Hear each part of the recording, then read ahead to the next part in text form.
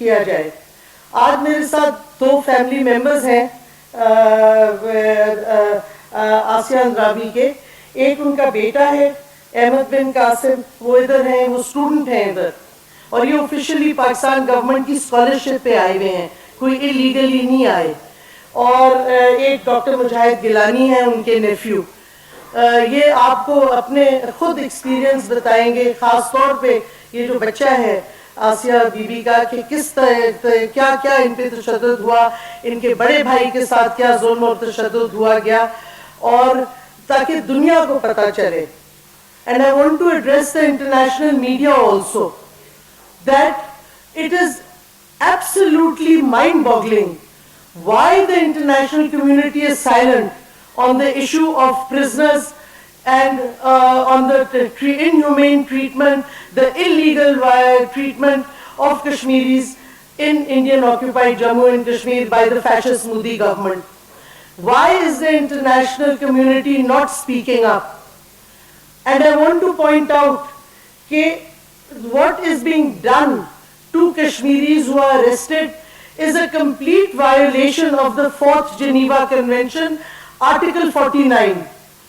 Article 49 Geneva Convention का बड़ी clearly कहता है कि आप किसी कश्मीरी को, they're known as protected people क्योंकि occupied territory है, आप किसी कश्मीरी को, protected person को कश्मीर के इलाके से निकाल के कहीं और डिपोर्ट नहीं कर सकते, रीसेटल नहीं कर सकते, चाहे कोई जराइम भी उन्होंने किया हो, आपको उधर ही ट्राई करना है, उधर ही जेल में रखना है। तो ये क्लियर वायलेशन इंडिया करता जा रहा है बार बार कि कश्मीरियों को, आपको पता है उन्होंने अली गिलानी साहब को कई अरसे जेल में रखा, कभी रिलीज कर देते हैं, कभी हाउस अरेस्ट करते हैं, नहीं तो उठा के हिंदुस्तान के जेल में फेंक देते हैं। शबीर शाह को किया हुआ है, अशरफ सरवानी है उनको किया हुआ है, ये डॉक्टर फयाज हैं, फिर of course Mirwaiz Umar Farooq के साथ जो तशद्दुद होता रहता है, जो यासीन मलिक के साथ जुल्म और तशद्दुद हो रहा है, ये सारा इंटरनेशनल लॉ जिसपे हिंदुस्तान ने खुद दस्तखत किया है, 4th Geneva Convention, उसकी ये वायलेशन है। तो the question then arises, when India is brazenly violating international human rights law, international humanitarian law, why is the international community silent on it? Why is the UN Secretary General, who speaks on everything else, COVID की बात हो, anything else which he sees as a human rights violation or even a human rights issue, he takes up? Why is Antonio Guterres silent on what the Indian government is doing to the Kashmiris? Why is Michelle Bachelet, the High Commissioner for Human Rights, the UN High Commissioner for Human Rights, not taking up this issue? Pakistan has written several letters to her. Yesterday again the Foreign Office sent a letter to her to take note. Why is Agnes Callamard, jo ke especially on extrajudicial killings, she's the special rapporteur, why is she not saying anything? These are the questions that we want to pose to the international community. Is human rights selective? If a Muslim's rights are being violated, does that not constitute or does that not demand a response by the international community? ये बहुत जुल्म और तशद्दुद जो हो रहा है और जो बात नहीं की जा रही, यूएन में नहीं की जा रही, यूएन ह्यूमन राइट्स काउंसिल में नहीं की जा रही, ये सवालात मैं समझती हूँ हमारी हुकूमत को भी ज्यादा वोकली उठाने चाहिए। हमें विमेन कॉकसेस हैं दुनिया के पार्लियामान में, हमें उनको अपील करना चाहिए कि जब खास तौर पे जो खवातीन के साथ जुल्म और तशद्दुद हो रहे हैं उस पर क्यों नहीं कोई आवाज उठा रहा, जबकि वो और कई इश्यूज पे आवाज उठाते हैं। तो सवाल ये उठता है कि साइलेंस क्यों है।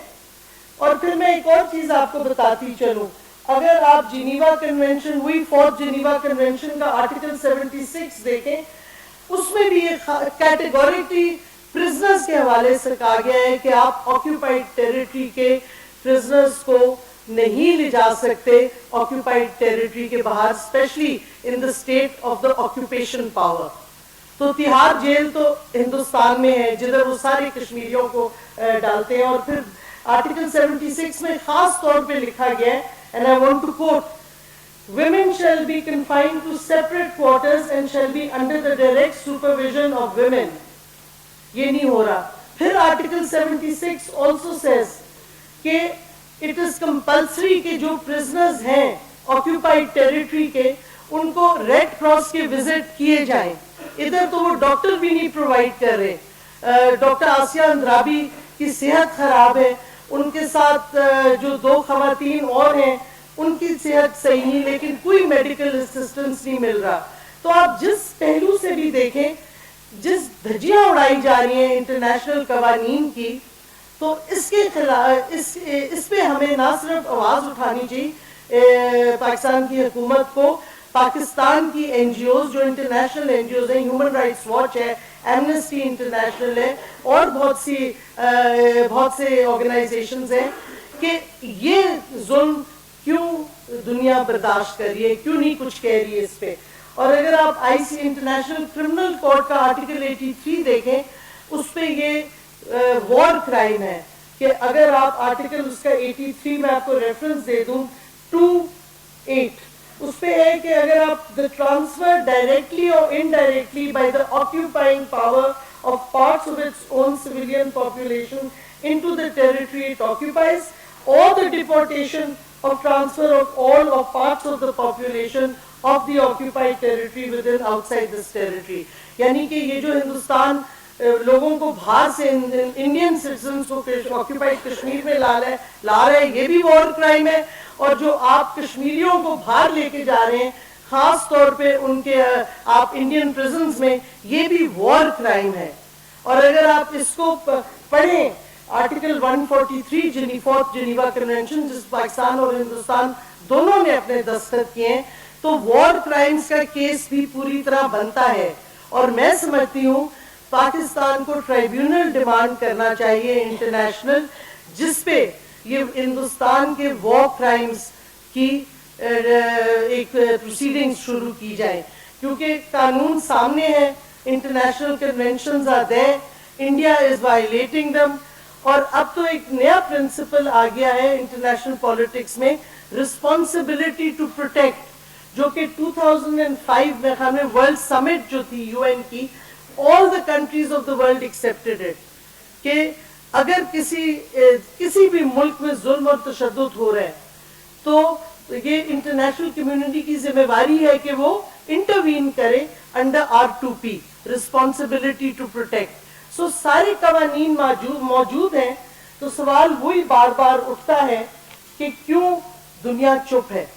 ये हमारे में कोई हमने गलतियां की हैं, खामियां हैं कि हम केस नहीं प्लीड कर सके सही तरीके से, या दुनिया वैसी इकोनॉमिक इंटरेस्ट के लिए हिंदुस्तान जो मर्जी करे ऑक्यूपाइड जम्मू एंड कश्मीर में वो एक्सेप्ट कर लेंगे. और ये इसके बावजूद कि international media has after the Prime Minister's UN speech in 2019 taken up the Kashmiri perspective. और पहली दफा इंडिया का जो नैरेटिव था on terrorism and so on, that is not holding. The narrative of linking RSS to Nazism is now being accepted far and wide.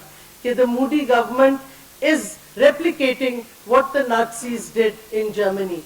But despite this, the governments, international in community, the governments abroad, especially in Western states, who talk a lot about democracy and human rights, their silence is questionable.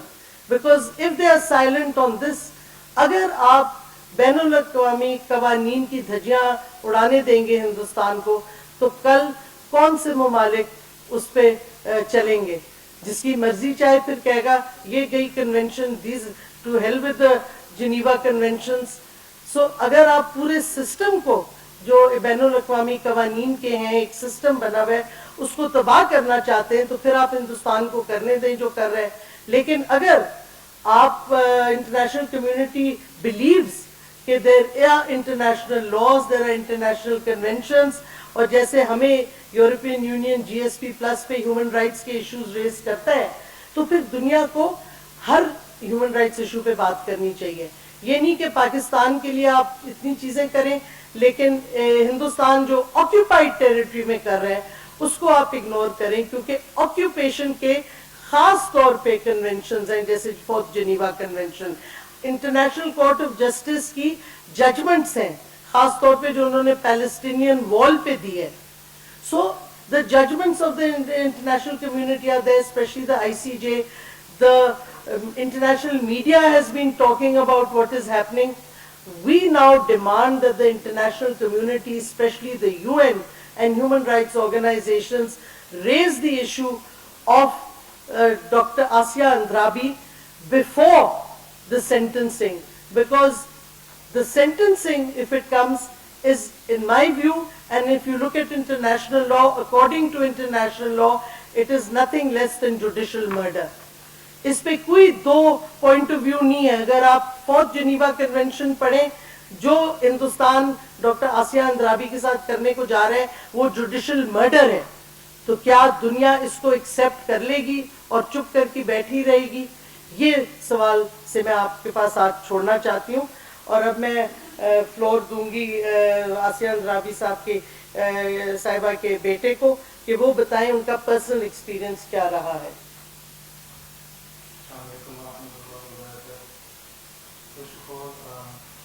Thank everyone who's come here today. So, as Ma'am Sheen was actually gave an overview of the case. So, I was born in the year 1999, and 7 years before my birth, my father spent 7 years before my birth in prison. And it was in 1992 for the first time that my father, along with my elder brother, who was an infant at that time, and my mother, they were detained on the Srinagar airport. Now, my brother at that time was 6 or 7 months old, and he became Kashmir's youngest political prisoner, if you want to call it. But little did he know that one day he would be the son of Kashmir's longest serving political prisoner as well, because as ma'am said, my father has been behind bars for more than 26 years now, more than 27 years. So in 1999, within 2 months of my birth, after 2 months, my father was detained. I don't have any memories of it, naturally. And ever since that day, he's been behind bars. And the only time I have seen him has been in the guise of a prisoner. The only time I have spoken to him has been in prison. The only time I have ever felt his touch has been in prison. And after father's detention, it was mother basically who looked after us, who raised us.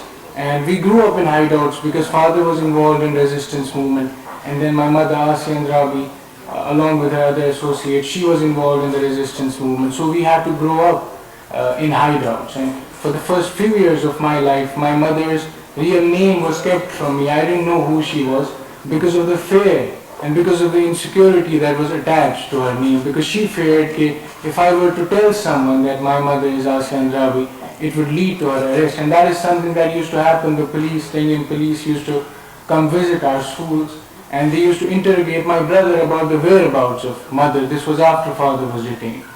And once she was there for us, she became everything for us. She was the one who cooked for us, cleaned for us. She was the one who tried to fulfill the void that my father had left in our lives.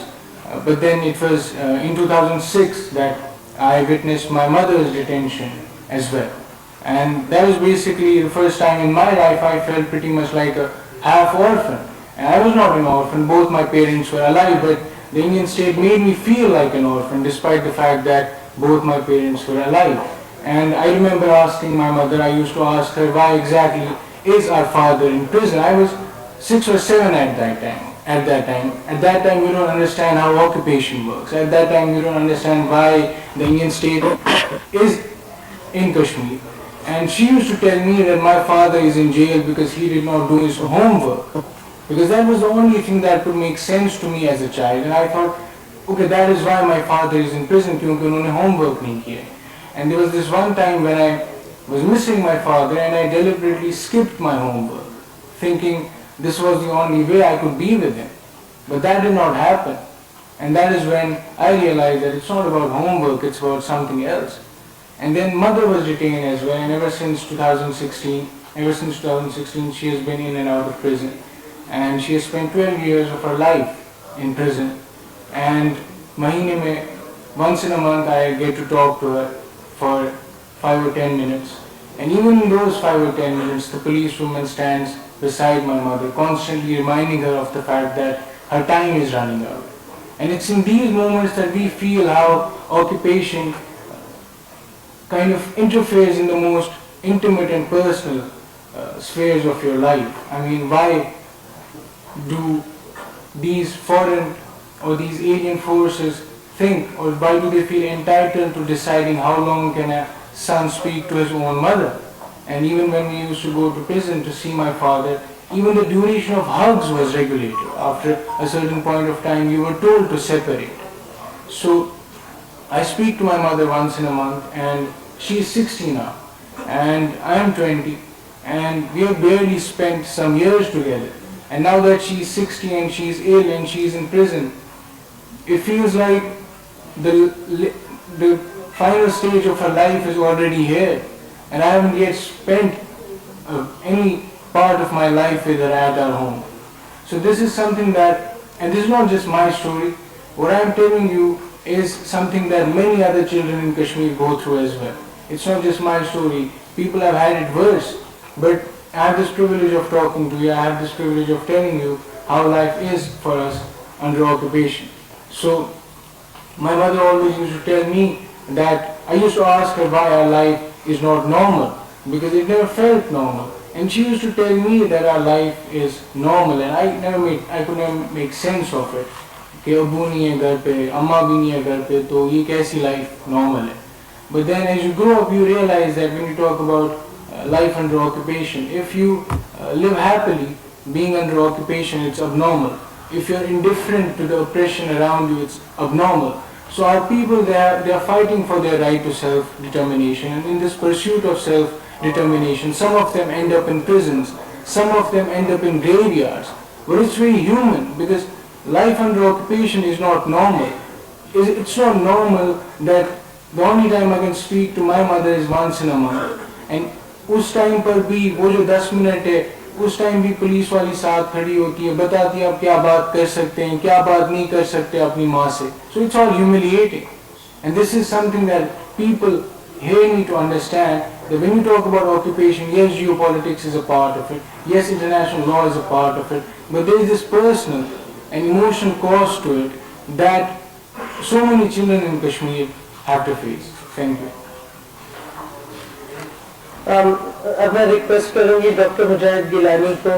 ये नेफ्यू हैं आसिया अंद्राबी के, and he is actually, Andrabi family has a big presence in Pakistan since 1947. So it's not that some of the members have come now, but they do have links to Pakistan from 1947 onwards.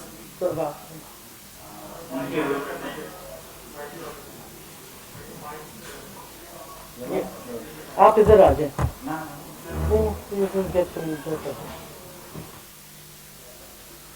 वफाकी वज़ीर इंसानी हुकूक शीरी मज़ारी इस्लामाबाद में press conference कर रही थी. उन्होंने आसिया इंद्राबी और उनके शौहर को मुसलसल कैद में रखे जाने पर सवालात उठाए हैं. Thank you, Madam Dr. Shireen Mazari. I'm really grateful and thankful not only to Dr. Shireen Mazari, to the Ministry of Human Rights, but also to the state of Pakistan, who has always stood behind and has always stood for the Kashmiris whenever it has been time, even when it was quite a difficult time for Pakistan. Ladies and gentlemen, today I present before you myself as the nephew of the lady in the veil, the person जिसको खातून आहन कहा जाता है मकबूजा जम्मू और कश्मीर का. मैं आज आसिया अंद्राबी की आपसे बात करने वाला हूँ. आसिया अंद्राबी 1960 की दिहाई में 1962 में उनकी पैदाइश हुई थी, और एक बिल्कुल जिस तरह एलीट क्लास फैमिली में एक लड़की होती है, आसिया अंद्राबी की परवरिश और पैदाइश के बाद बिल्कुल वो ऐसे ही रही थी. उन्होंने मकबूजा जम्मू और कश्मीर में कश्मीर यूनिवर्सिटी से बायोकेमिस्ट्री में, चाइल्ड डेवलपमेंट में, न्यूट्रिशन में बैचलर्स किया, और उसके बाद कश्मीर यूनिवर्सिटी से अरबिक में उन्होंने मास्टर्स कर लिया था. आसिया अंद्राबी, जिस तरह मैंने आपसे कहा, एक एलीट क्लास फैमिली है, जो एक रिलीजन का भी एक थॉट है, एक सोशल थॉट है, कि हमारी एक आइडियोलॉजिकल थॉट है, उस तरह से एक ज़िंदगी गुजारते हुए It was in the mid-80s that she actually got transformed. आला तालीम हासिल करना चाहती थी and she wanted to go to Himachal Pradesh actually. India में आला तालीम हासिल करना जब एक ख्वाब था और ख्वाब के बाद वो एक लिहाज से उनका एक जज्बा बन गया कि मैंने ये आला तालीम हासिल करनी है. उस वक़्त माहिर खैर आबादी की एक किताब उनकी नज़र से गुजरी और मरियम जमीला, जिसको आज भी वो कहती हैं कि वो एक आइडल हैं उनके लिए, जिनकी ज़िंदगी को पढ़ के वो ट्रांसफॉर्म हो गई. It was in the mid-1980s that Asya Andrabi laid the foundation of Dokhtaran-e-Millat. Dokhtaran-e-Millat वो तंजीम साबित हुई जिसने मकबूजा जम्मू और कश्मीर के अंदर एक पॉलिटिकल रिफॉर्म, एक सोशल रिफॉर्म लाया था. Apart, set aside from the self-determination, the right of self-determination, जिसके लिए सब बात करते रहे, लेकिन women को वहाँ पे एक पॉलिटिकल मैचुरेशन देने के लिए, एक मैच्योर करने के लिए आसिया अंद्राबी की आवाज़ बहुत अहम साबित हुई. It was in 1990s जब आसिया अंद्राबी साहिबा ने it was in 1990s when Asya Andrabi Sahiba married Dr. Qasim Faktu, also known as Ashik Hussain Faktu. An Oedipus, a scholarly person in himself, and the couple spent only a maximum of 2 to 3 years together, and their sons, Ahmed bin Qasim and Muhammad bin Qasim, were raised with their parents mostly behind the bars. Ladies and gentlemen, Asya Andrabi was first arrested in 1992-1993 under the draconian Public Safety Act, as we all know. It was only Muhammad bin Qasim. He was only 6 months old at that time. And this is very important to understand that she has spent almost more than 12 to 15 years behind bars ever since 1992 to 2020. And she is the only leading female rebel who has been slapped with PSA more than 20 times. Public Safety Act, वो draconian law जो हिंदुस्तान हर उस Hurriyat leader पे, हर उस आवाज़ के ऊपर लगा देता है जिसके लिए, जो हिंदुस्तान के लिए खतरा बन जाती है. It was in October 2016 when Asya Andrabi was arrested when she was in a hideout, and along with her, her personal associate Fahmida Sufi and the Secretary General of Dokhtaran-e-Millat, Nahida Nasreen, were taken into custody as well.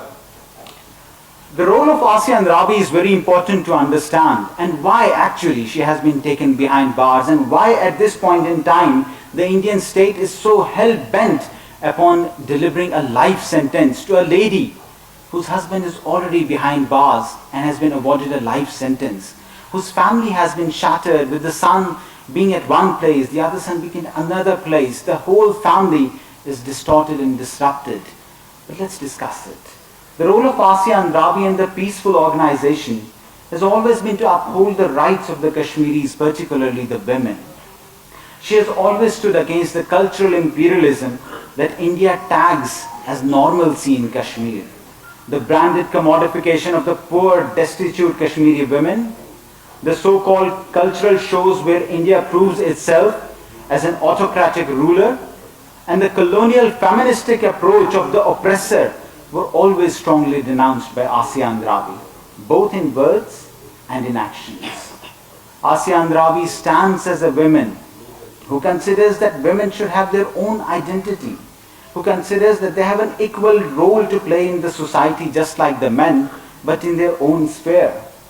It was therefore the ladies of Dokhtaran-e-Millat who urged the Kashmiri women to uphold their houses while the men took to the roads and the front lead in the freedom struggle.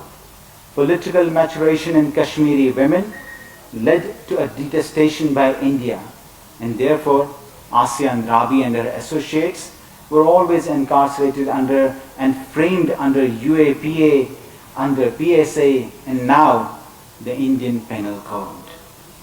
Ladies and gentlemen, Asya Andrabi को 2016 में Srinagar jail में, central jail में मुक़य्यद रखा गया था, लेकिन 2018 जुलाई का वो महीना है जब, बिल्कुल जिस तरह डॉक्टर शीरी मज़ारी साहिबा ने कहा है, उनको मैं कहता हूँ अगवा करके नाहिदा नसरीन और फहमीदा सूफी को भी लेकर न्यू दिल्ली तिहाड़ जेल की तरफ मुंतकिल कर दिया गया.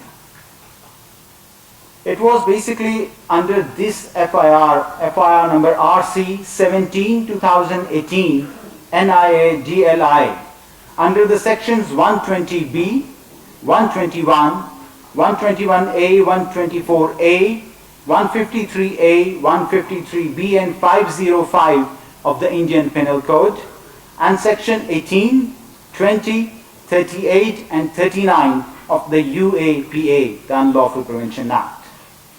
These sanctions deal with the criminal conspiracy, the punishment for which is life imprisonment; waging war, the punishment for which is death or being a lifer; conspiracy to wage war, a punishment of 10 years; sedition, life imprisonment; promoting enmity, 3 to 5 years; prejudice to national integration, to the Indian national integration, life imprisonment; statements inciting the public, conspiring, attempting a terror act, 5 years or life imprisonment; being a member of terrorist gang, which definitely is not, running a very peaceful political movement of Daftaran-e-Millat, life imprisonment; and offences as a member of terrorist gang, 10 years, and supporting terrorist activities, 10 years. Ladies and gentlemen, it was on the 21st of December that the NIA ordered that they will be giving a verdict on either 14th or the 18th of January, and that has made this matter very important. आसिया अंद्राबी साहिबा जो कि एक 60 साल से ज़ायद उम्र की खातून हैं, आसिया अंद्राबी साहिबा जो कि बीमार भी हैं, इस तमाम चीज़ को देखते हुए साथ साथ नाहिदा नसरीन और फहमीदा सूफी जो कि एक यंग एज के अंदर होते हुए भी lumbago, it's basically a chronic backache, उनको वो प्रॉब्लम है. Asiya Andrabi sahiba is a patient of asthma. She is a patient of arthralgias and she has been on medications for the past 6 to 8 years, and every winter she requires oxygen supplementation. But what happens in Tihar jail this time? Ladies and gentlemen, this is also to understand that back in 2008 she was taken into Amphala jail, Jammu, जहाँ पे 2 साल के लिए in a temple-like prison she was tortured by smoke inhalation. Continuous smoke inhalation has led to possible ILD, that is interstitial lung disease, and we suspect कि शायद lung fibrosis के element भी settle in हो चुका हो, but we don't have any access to a high resolution CT scan or any other modality that we can actually prove it. But at this point in time, we know that Asia Andrabi is suffering from severe chest infection. Nahida Nasreen, almost of the same age, is also suffering from severe chest infection, while Fahmida Sufi was also suffering from an acute backache. At this time, जबकि उनको शायद एक hospital facility में transfer किया जाना चाहिए था, आसिया अंद्राबी और उनकी इनमेट्स को, जो उनके साथ उनके एसोसिएट्स हैं, they have been transferred to a penitentiary where the women who have been kept are murderers, drug dealers, drug addicts and serial killers. Considering a political prisoner जिसको इंटरनेशनल तौर पे रिकग्नाइज किया जाता है, she is being transferred to a penitentiary where all these people, where all these murderers and rapists are being held as well. We have a concern, a very grave concern about these, because all these inmates, they harbor Hindutva nationalistic thoughts.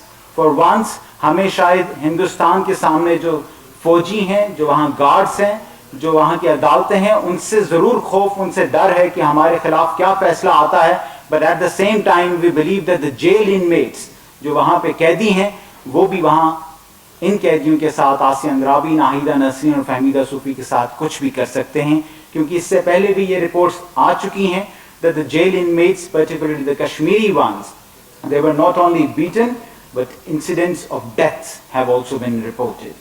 Ladies and gentlemen, in this COVID pandemic, we know that the inmates, and it's reported that the inmate, along with Asia Andrabi, turned out to be COVID positive. We have no information about how many tests were conducted after that and how many other inmates have contracted COVID-19 infection. We also know that the guard, the prison guard, outside the gates of Asia Andrabi's prison had also contracted COVID-19. We do not know how many times she had served Asia Andrabi. We do not know how many times she had actually exposed Asia Andrabi once again, Nahida Nasreen and Fahmida Sufi, to the COVID-19 infection. Whereas internationally, every jail is being thinned out of its population to prevent COVID-19 infection from spreading, India is doing exactly the opposite of it. Ladies and gentlemen, this is important that what we want, why are we here today as the family and as the state of Pakistan. हम जो demand करते हैं, that is very simple. I have already narrated the sections, the articles and the जो charges उनके ऊपर frame किए जा रहे हैं, they are related to the terror activities as well. एक peaceful political organization को एक terror nexus के साथ इस तरह से affiliate and annex करने का मतलब ये है that you are actually killing the peaceful political movement inside the Jammu and Kashmir. What the family at this point in time needs and demands is that DEM is being, the Doctor-e-Millat is being deliberately annexed to terror support and being terrorist organization, which will completely obliterate the strategy of political activism in Jammu and Kashmir. This clearly exposes the fact that Indian justice system, Indian judiciary, is merely an extension of the Indian oppression. Our demands is number one, is to probe into how these inmates are being kept, Asia Andrabi, Nahida Nasreen and Fahmida Sufi, keeping in view their age and their health. Our demand is to ensure a free and impartial trial, not under the Indian oppression and not under their Indian oppressive laws and regimes. Our demand is that stop victimizing Asia Andrabi, Nahida Nasreen and Fahmida Sufi in order to subjugate them. Thank you.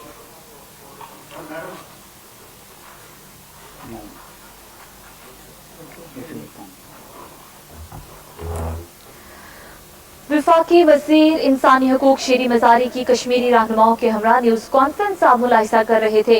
विफाकी वज़ीर शेरी मज़ारी की जानिब से ये कहा गया कि मकबूजा कश्मीर में जुल्म सितम पर आलमी बिरादरी क्यों खामोश है और आसिया अंद्राबी के अहले खाना इस न्यूज़ कॉन्फ्रेंस में मौजूद हैं। आसिया अंद्राबी के बेटे की जानिब से ये कहा गया कि मेरी वालिदा समेत बहुत से हुर्रियत रहनुमा जेलों में कैद हैं। जब वालिदा से मुलाकात के लिए या बातचीत के लिए जाता हूं तो इस दौरान पुलिस एहलकार उनके साथ खड़े होते हैं। ऐसा कहना था आसिया अंद्राबी के साहबजादे का और उन्होंने ये भी कहा कि आसिया अंद्राबी ने 15 से 20 साल जेल में गुजारे हैं। अभी एक रेजोल्यूशन पैलेस्टाइन पे बड़ी स्ट्रॉन्ग आई है, हालांकि इजराइल यूएस सब ने ऑब्जेक्ट किया, लेकिन यूएन जनरल असेंबली में majority is one vote only. तो हमें कश्मीर पे एक रेजोल्यूशन ट्राई करनी चाहिए। आईसीजे में advisory opinion through the UN general assembly resolution करना चाहिए। उससे ज्यादा अहम मैं समझती हूँ हर पार्लियामेंट में विमेन कॉकसेस हैं। हमारा एक यूएन सिक्योरिटी काउंसिल रेजोल्यूशन है विमेन पीस एंड सिक्योरिटी 2000 की। मेरा ख्याल में हमने उसको यूज नहीं किया जिस तरीके से हम कर सकते हैं, क्योंकि ये उसमें खास तौर पे विमेन के हवाले से कॉन्फ्लिक्ट जोन्स के हवाले से रेजोल्यूशन है, क्या होना चाहिए क्या नहीं। और आपको पता है आसिया अंद्राबी की ऑर्गेनाइजेशन वाहिद एक ऑर्गेनाइजेशन है ऑक्यूपाइड कश्मीर में जो खवातीन को सेल्फ डिटर्मिनेशन के प्लेटफॉर्म पे लाई है। तो उस ऑर्गेनाइजेशन को अगर आप खत्म करेंगे तो आप बेसिकली एक पूरी औरतों की मूवमेंट को आप अटैक कर रहे हैं। ये पॉइंट ऑफ व्यू जो है मैं समझती हूँ हमें ज्यादा जोर से उठाना चाहिए। एक तो ऑफिशियल चैनल्स होते हैं कि आप यूएन जनरल असेंबली में जाएं, फिर यूएन ह्यूमन राइट्स, लेकिन हम स्पेशल रैपर्टर्स को भी नहीं इन्वॉल्व कर रहे। मैं समझती हूँ जो यूएन के स्पेशल रैपर्टर्स हैं विमेन पे हैं, चिल्ड्रन पे हैं। पिछले साल मैंने 18 स्पेशल मैंडेट होल्डर्स को खत लिखा था यूएन के, क्योंकि कई बच्चों के इशू से डील करते हैं, कई खवातीन के, कई टॉर्चर के। तो इन सब को आपको अपील करनी चाहिए, not just the UN general assembly या यूएन सेक्रेटरी जनरल। यूएन के बहुत से इदारे हैं जिसको मैं समझती हूँ और ज्यादा इस्तेमाल करना चाहिए। फिर आप वो क्या कहते यूके में जिधर बहुत बड़ा कश्मीरी डायस्पोरा है उसको ज्यादा एक्टिव होना चाहिए। वो इंटरनेशनल क्रिमिनल कोर्ट पे जा सकते हैं अंडर आर्टिकल 83 जिसका मैंने भी जिक्र किया। उसको मुझे नहीं समझ आ रही क्यों डायस्पोरा नहीं जा रहा, उसको वो एक्टिव होना चाहिए। बरतानिया में अब कानून आ गया है कि वो अपनी फॉरेन पॉलिसी में सैंक्शंस और रिस्ट्रिक्शंस लगाएंगे उन ममालिक में जो ह्यूमन राइट्स अब्यूजेस कर रहे हैं। तो देखिए ऑक्यूपाइड टेरिटरी का बहुत वाज़े तौर पे कवानीन है पैलेस्टाइन के हवाले से भी और कश्मीर के हवाले से भी।